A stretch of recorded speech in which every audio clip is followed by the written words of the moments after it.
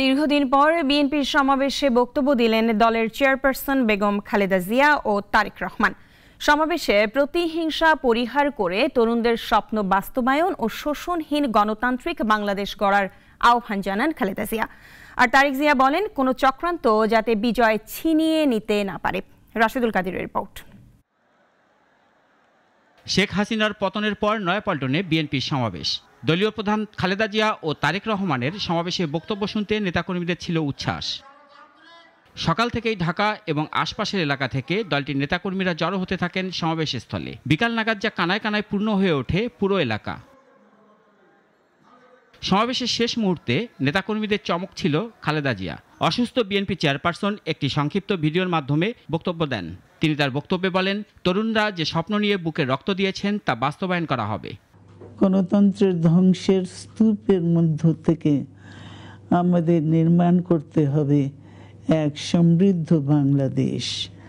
ছাত্র তরুণরাই আমাদের ভবিষ্যৎ। তরুণরা এই যে স্বপ্ন নিয়ে বুকের রক্ত ঢেলে দিয়েছে, সেই স্বপ্ন বাস্তবায়নে করতে মেধা, যোগ্যতা, জ্ঞান ভিত্তিক গণতান্ত্রিক বাংলাদেশ গড়ে তুলতে হবে।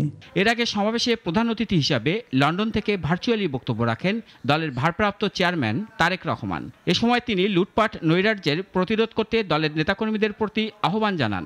স্বাধীনতার গৌরবকে কালেমা মুক্ত করার ষড়যন্ত্র এরই ভিতরে আবার শুরু হয়ে গিয়েছে।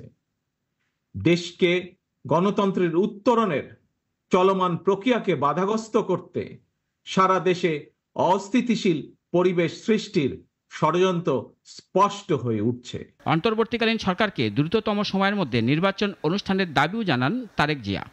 ছাত্র জনতার এই রক্ত ঝরা বিপ্লবের চূড়ান্ত লক্ষ্য একটি বৈষম্যহীন গণতান্ত্রিক বাংলাদেশ। তাই বিপ্লবের লক্ষ্য বাস্তবায়নে দ্রুততম সময়ের মধ্যে জাতীয় নির্বাচন অনুষ্ঠান করতে হবে। আর বিএনপি নেতারা বলেন, দেশে ফ্যাসিবাদরা এখনো নানাভাবে চক্রান্ত চালাচ্ছে। দেশকে অস্থির করার জন্য এ থেকে সবাইকে সাবধান থাকতে হবে। রাশেদুল কাদির, নাগরিক, ঢাকা।